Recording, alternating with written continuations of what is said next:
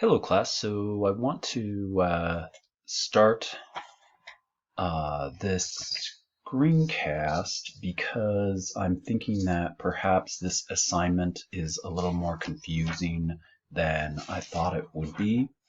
So why don't we get started here with looking at our instructions. And so we have in approximately 200 words, offer a reply for these questions, then offer the standard form of your overall argument as Duplant formats it like so. And so I move that down here for the screencast. So there's the formal argument whereby we will be laying out an argument that is based on our answer for A and B. Okay, so this argument is based on the answer that we're providing for A and B. And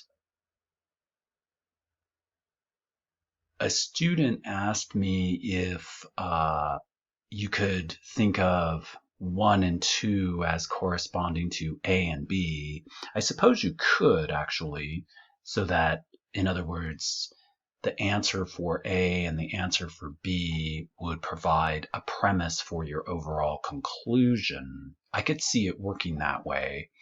What I was thinking is that you would you would look at your answer and then just try to formulate an argument from there. Okay, so you could look at it those two ways. The way I'm going to angle it here is that you're forming your argument from the answer that you provide for both of these questions, okay? Not necessarily seeing each as a premise to the conclusion for your argument, okay? So let's go ahead and start with looking at the question here. So how does the practice of fracking align with Kant's non-consequentialism? So this is probably the most confusing question, okay? And the reason why has to do with this word and this way of thinking that's non-consequentialist, okay? So when we're thinking of Kant's categorical imperative, so I have the second version here because that's what you're going to be working with in terms of the way you're understanding the family's position. So the second version of Kant's categorical imperative is always treat humanity, whether in your own person or that of another, never simply as a means, but always at the same time an end. So this is the second version of the categorical imperative. And notice that word there, always. So always means that you should always do this. And that's what the categorical imperative means, right? Is that we have it as our duty to always observe this, okay? No matter what. And so that is non-consequentialist. In other words, you're not going for, you're not basing the value of the ethical theory on the consequences like a utilitarian would. You're basing the value of your moral theory on principle. And the principle is to use the second version and the first version. So the first version was act only on that maxim that you could will to be a universal law, that you act on those principles with every action. That is your duty, and that is unconditional. Okay, so that unconditional part ties into the idea that this is non-consequentialist. So remember, we're asking about Kant's non-consequentialism. Now, the confusing part of this is that fracking itself is full of consequences, right? So we have the consequences to the environment. We have the consequences to the families. We have the consequences of drawing resources out of the ground. We have the consequences of people getting paid to do this, the expense, the money that is being made off of this. So fracking is full of consequences, okay, or consequentialist ways of thinking, consequentialist ways of understanding things, okay. Yet Kant's non-consequentialism is not consequentialist, okay. So that's the trickiest part of this. So what you're really doing is wanting to separate out the difference between the consequentialism of fracking and the non-consequentialism of Kant's moral theory. So you want to get as clear as possible on that, right?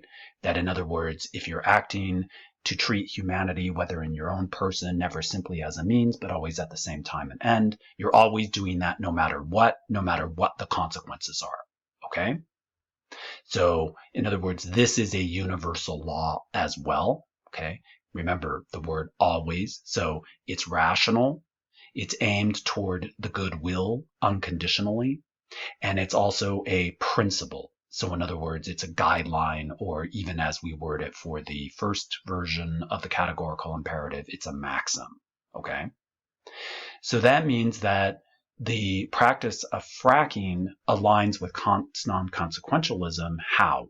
So how do you see that working? Okay, so I'm not going to answer that here because I want to see how you answer that.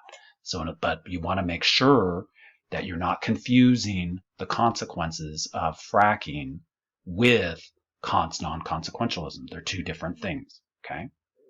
Now, thing about it though is that we do apply non-consequentialist theories to fracking.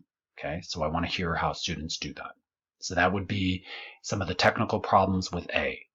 So then with B, we're wanting to apply the second version, which is down here, to the Moore or the Latkinich families. And we did that in our Zoom meeting, and we saw that, especially with the Latkinich family, there was definitely a sense of being used as a means. They felt they were being used as a means because of their health problems. They were paid good money, but the question is the money worth the health problems that and the property damage that they had, et cetera, et cetera. Okay.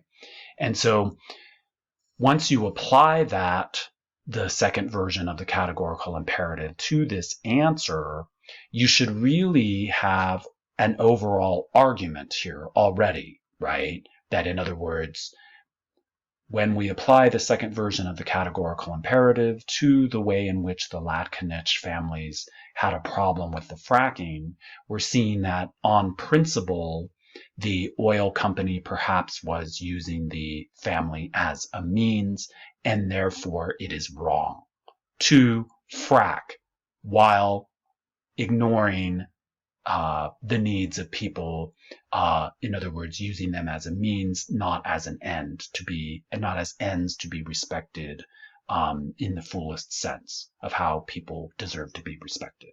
Okay?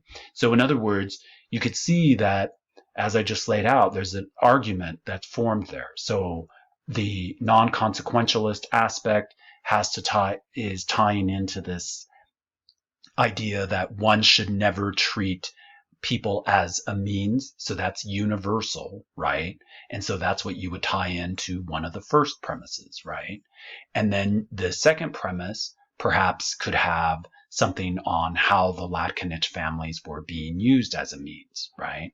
Therefore, and then you would draw your conclusion. Therefore, the practice of fracking as the oil companies were using people as a means is something that is considered wrong, more or less. I mean, you'd want to edit that out so that it's a little more refined.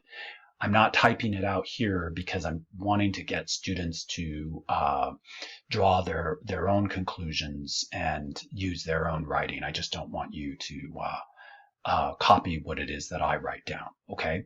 So in other words, you're thinking about the answer to these questions, not getting fracking and non-consequentialism confused. Also showing how the categorical imperative is this second version here that's applying to one of these families, because you could also apply it to the Moore family as well, right? So depending on your angle there, the Moore family didn't feel like they were being used as a means and felt that the money was good compensation for them and providing a good life for them, things like that. And that could also be applied in your argument here as well, drawing a conclusion that perhaps fracking is not as bad as we think it is, etc. Okay?